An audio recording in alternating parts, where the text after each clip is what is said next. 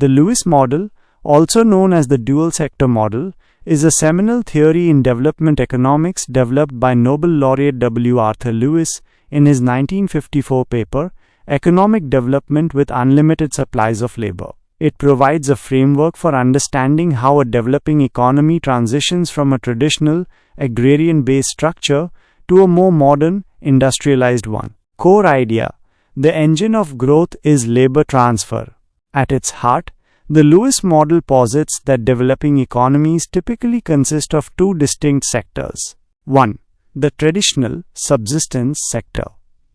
This sector is characterized by a large pool of surplus labor in agriculture and other informal activities. Crucially, the marginal product of labor, MPL, in this sector is assumed to be zero or very close to it.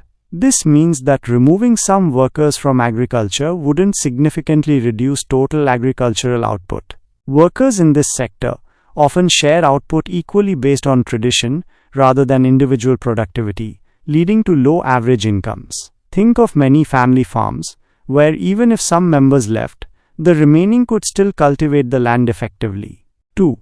The modern, capitalist sector.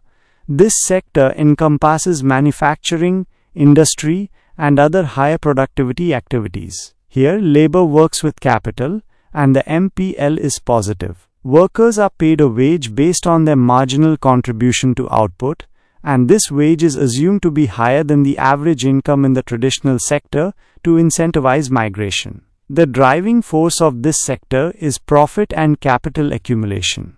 The intuitive explanation: the sponge and the stream. Imagine the traditional sector as a large, saturated sponge filled with labor, so much so that some water, workers, can be squeezed out without reducing the overall wetness, agricultural output. The modern sector is like a growing, thirsty stream that can absorb this excess water, labor. The development process, according to LeWis, unfolds as follows.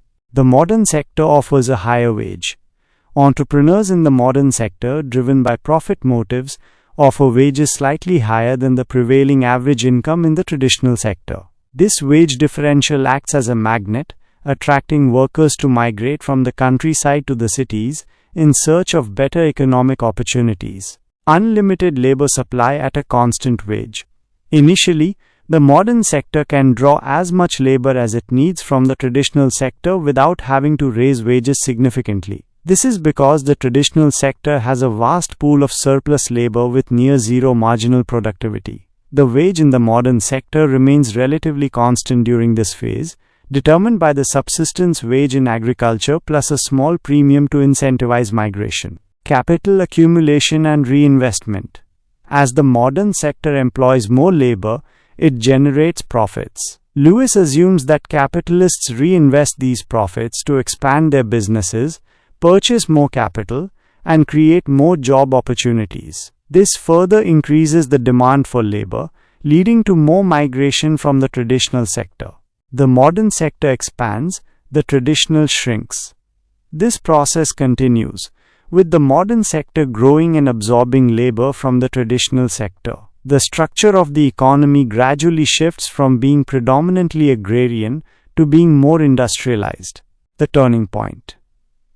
Eventually, the surplus labor in the traditional sector will be exhausted.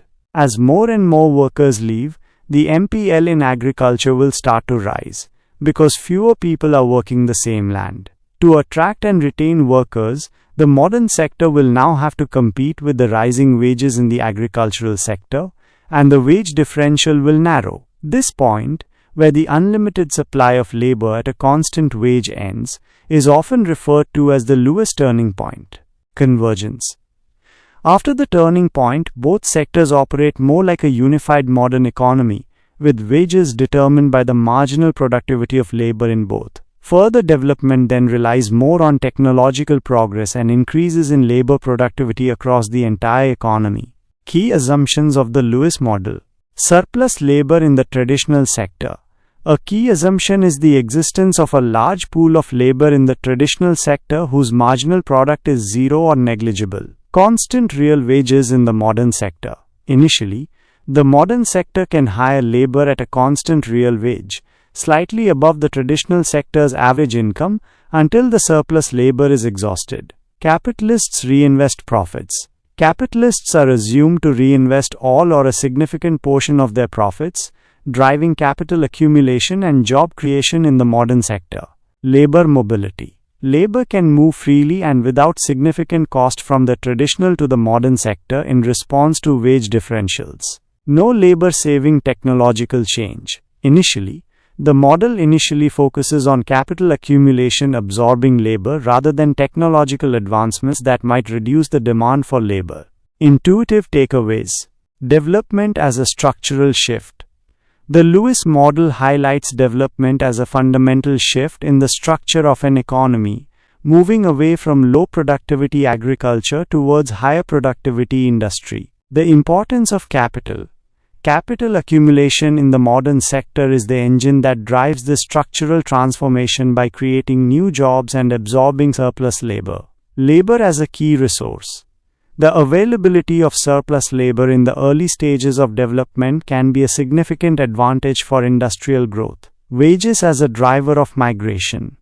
Wage differentials act as a crucial incentive for labor to move from less productive to more productive activities. Criticisms and limitations. While highly influential, the LeWis model has faced several criticisms. The assumption of zero MPL in agriculture is often unrealistic. Even in developing countries, removing labor from agriculture can eventually lead to a decrease in output. Real wages in the modern sector may not remain constant.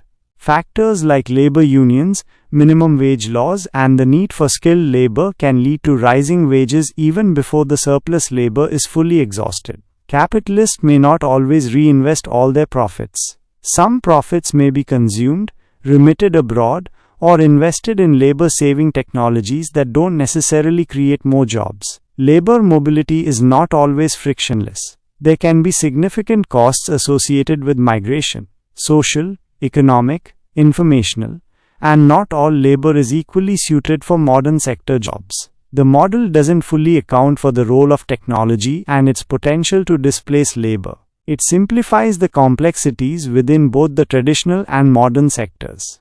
Conclusion.